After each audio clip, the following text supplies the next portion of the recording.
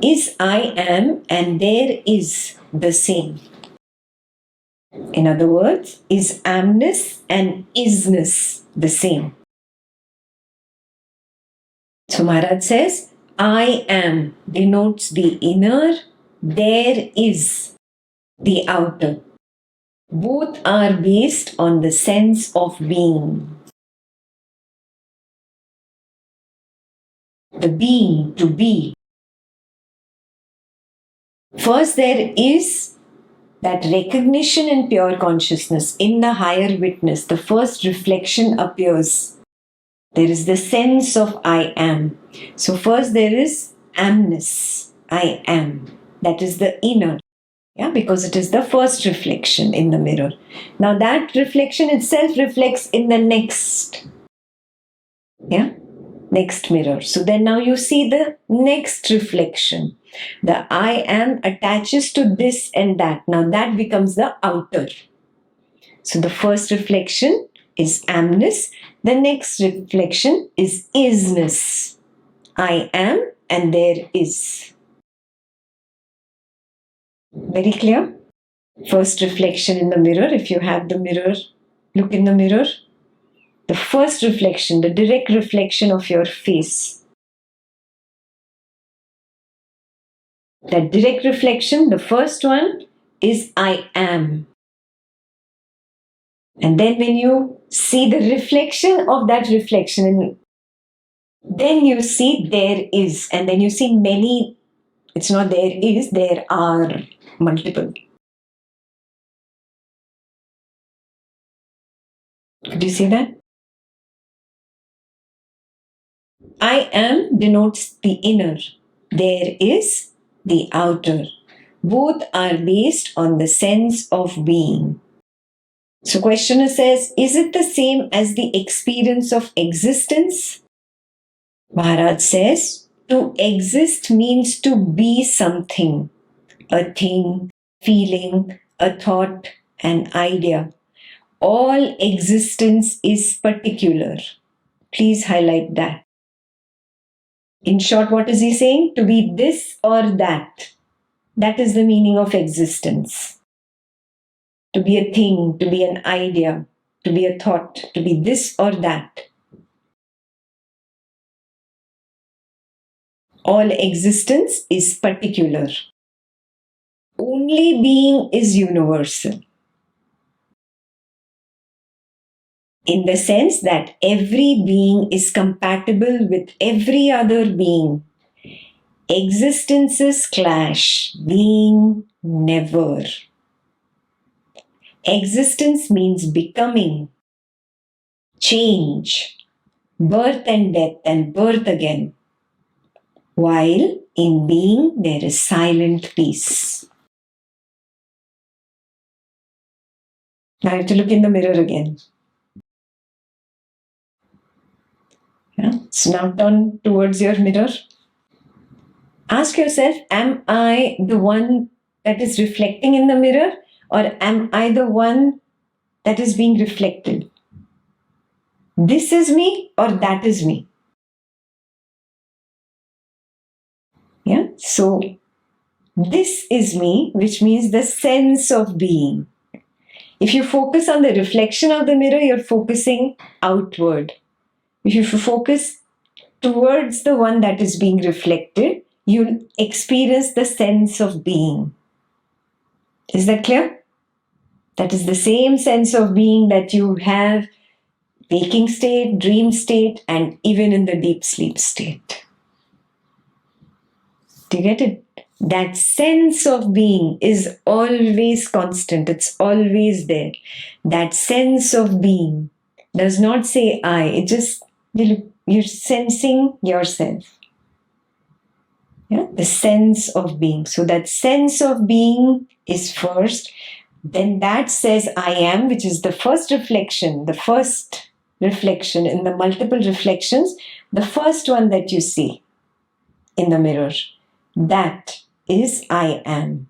The others are there is or there are. This sense of being. Now hold on to this sense of being while I read the sentence again.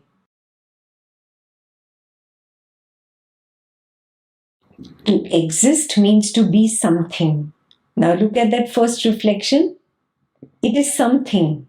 It has a name and it has a form.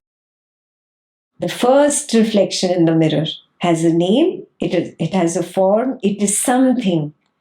It is a thing, a feeling, a thought, an idea. So that is the meaning of to exist, to become. You get it? The first reflection in the mirror is existence. All existence is particular. Only being is universal. So now come back to this that is being reflected. Come back to the sense of being this way, not outwards, inwards. Come back to the sense of being. Only being is universal in the sense that every being is compatible with every other being. That sense of being is the same. Yeah? Every being is compatible with every other being because that sense of being doesn't have the label Shailaja. It doesn't have a name. The reflection in the mirror, the Nama Rupa in the mirror has a name. Are you seeing that? So that which is in the mirror is existence. This is the being, the sense. Are you getting it? Not the body mind that is looking in the mirror. Look beyond the body mind, look beyond the thought, look beyond the idea even. That sense of being, the hone ka ehsas. That is the being, this is the existence. Very clear difference between being and existence? Yeah, that sense of being is universal. The sense of being does not have a name. It's not called Satyan or it's not called Shailaja. It doesn't have an identity. It doesn't have a personal identity. It does not say I also. The sense of I am says I and holds on to the idea that I am Shailaja or the Nam Rupa, the name and form. Very clear? Yeah. The moment I hold on to name and form, that is called existence. When I'm devoid of holding anything, that is called the being. All existence is particular. That's the meaning of it. Only being is universal. In that sense that every being is compatible with every other being.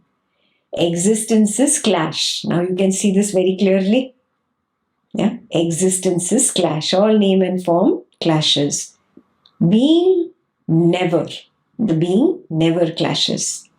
Existence means becoming, change, birth and death and birth again.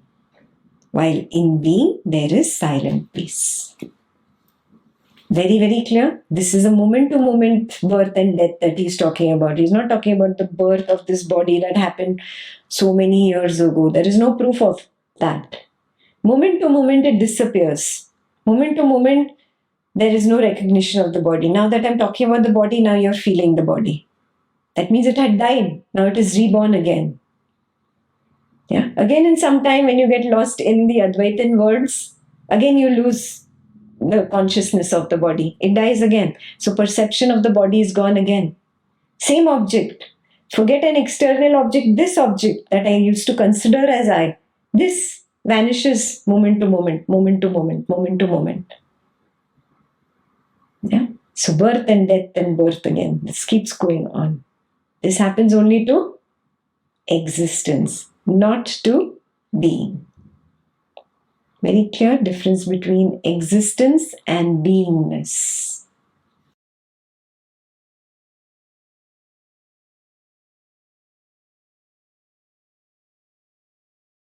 Questioner says, if I create the world, why have I made it bad? Maharaj says, everyone lives in his own world. Not all the worlds are equally good or bad. So questioner says, what determines the difference? Maharaj says, the mind that projects the world colors it its own way. When you meet a man, he is a stranger. When you marry him, he becomes your own self. When you quarrel, he becomes your enemy. It is your mind's attitude that determines what he is to you. Are you seeing this? Your own mind projects the waking world. It is not some external mind. It is not some external force. It is not some external God. Your mind projects the waking world. Yeah? And you see it. You see what you project. You perceive after projection. Yeah? So, same person is my darling, my beloved, and in a few days, the same person becomes the enemy. And it changes. Again, the person becomes a darling, a beloved. Again, the person becomes enemy. This keeps going on. Yeah, so the story projection is all mine. Questioner says, I can see that my world is subjective. Now you understand subjective? Yeah, a slave of my likes and dislikes. Subjective. I can see that my world is subjective. Does it make it also illusory? I can see that my world is subjective. Does it make it also illusory? Very important question. Okay, I see that I create my own waking world situation. I created my situation with my family member, with my colleagues, my work, my money. I made the big mistake. Okay, I agree. Yes, all this is subjective. But how does that prove it is illusory? I really lost that much money. Oh, I really lost my job. Oh, I really had a bad time in this relationship. It's not working out. How is it illusory? Yeah, valid question.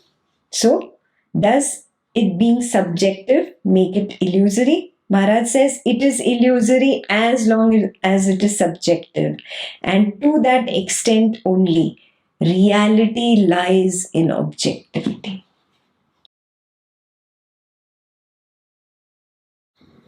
Yes, my reality is that I am the higher witness.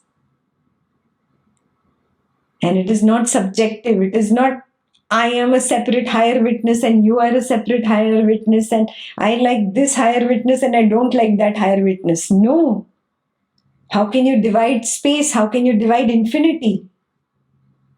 We are all the same infinity. There is no we actually. It's just for the purpose of communication that we, the word we is used.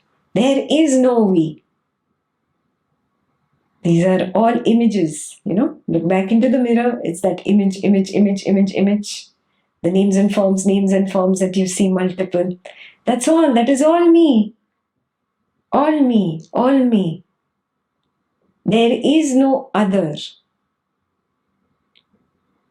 Yes, and I have given names to these other forms of me. I call them by different names. I project all of them. I label them differently. Then I believe in that story. I hold on to that story. I say this story gives me grief or this story gives me pleasure. And then I say, now how is it illusory?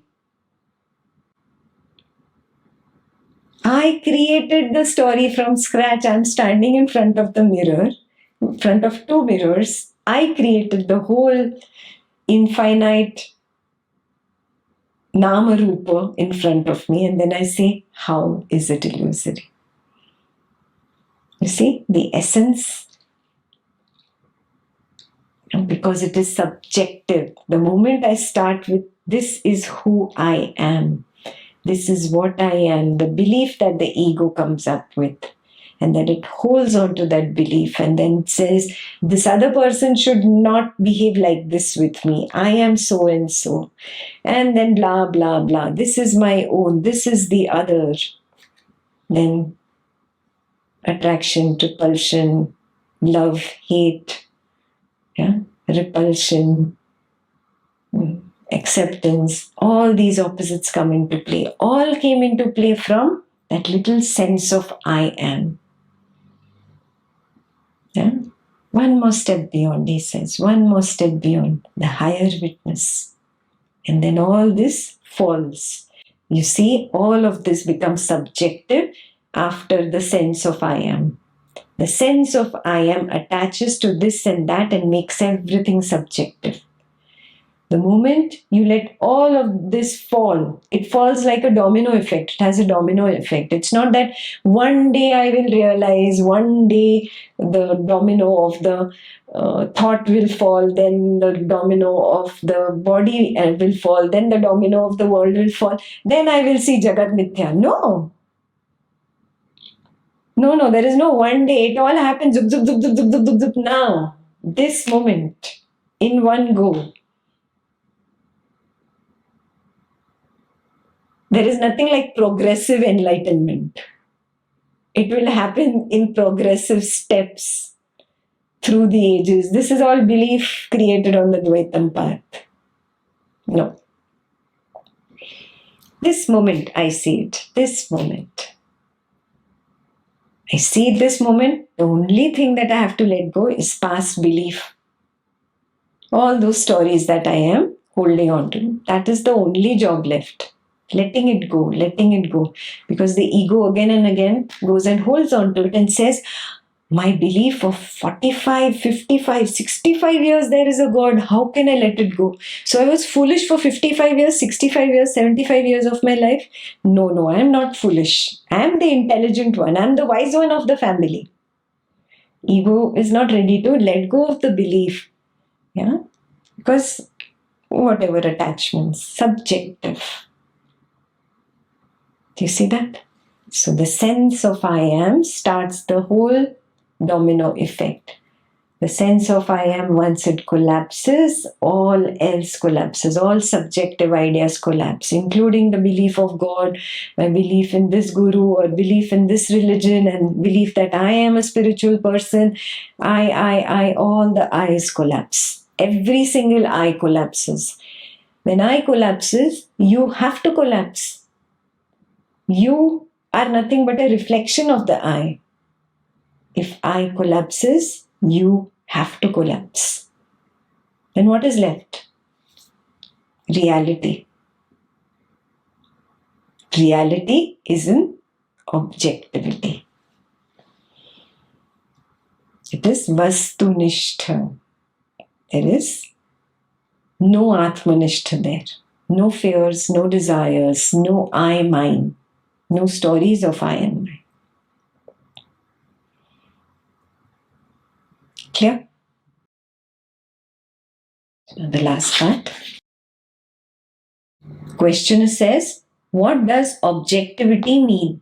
You said the world is subjective. And now you talk of objectivity. Is not everything subjective? Maharaj says, everything is subjective, but the real is objective. Very clear? Only after the sense of I am, everything becomes subjective. But the real, the higher witness, primordial awareness, shunyata, is objective. The real is objective. Questioner says, in what sense? Maharaj says, it does not depend on memories and expectations. That's a question for you. Does shunyata depend on memories? Does shunyata depend on expectations?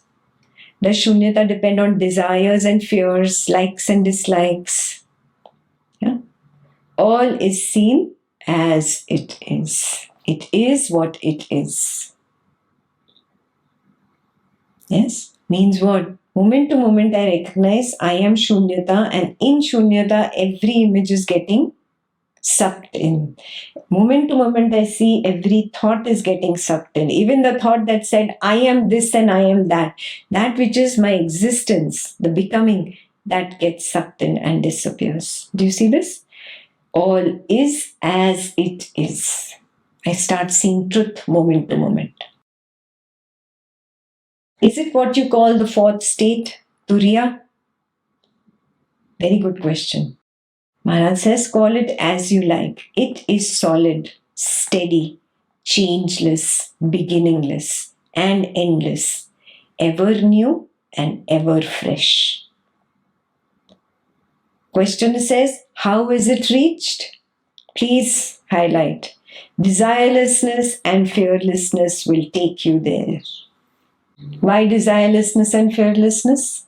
Because desires and fears belong to the sense of I. The sense of I attaches to I am fearful of this.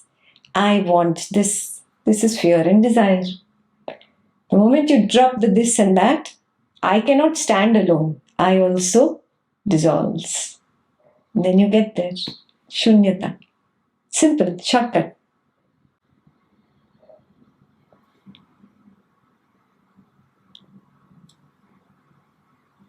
Clear?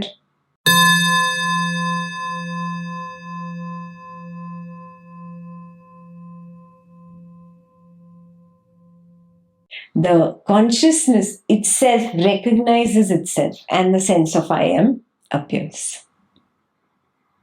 Simple, but it does recognize that much is there. So that is taken as a desire by some scriptures. Some saints have called it the first desire. The first desire is to be. That is why you will notice you have the craving to exist, to be. Where does this stem from? Even in a person who is terminally ill, yes, and has never done spirituality and believes that he is this body mind and believes now it's very clear the doctors have told him you have only a few more months. He feels I am going to die. He's been suffering. He's not been living for the past so many years of his life. He's been bedridden. Still there is that desire to want to exist. Yeah? Jijiviksha. Where does it stem from? From here. Consciousness has that desire to be, and that's how the sense of I am comes up. So it's the first desire, the first cause. That is I am. That is the meaning of I am. And that is why a terminally ill person also, despite being bedridden, living like a vegetable, has the desire to exist. Yeah, it's ingrained. Yeah. So that's where the first desire comes from. When you drop even that desire to exist, just let go. That is the true meaning of Vairagya. And dropping desire to money and relationships, family, this is petty. Nothing it is. Even the desire to exist when that drops, that is true Vairagya. Then only do you recognize, I am pure consciousness. You recognize your true state. This is the last step of Jagat Mithya. The last step. Yeah. When this falls off completely, then you have completed the journey. Where there is no more desire to even be. Yet there is no revulsion to it. There is no attraction, there is no revulsion. That is Vairagya. The highest kind of Vairagya, Parama Vairagya.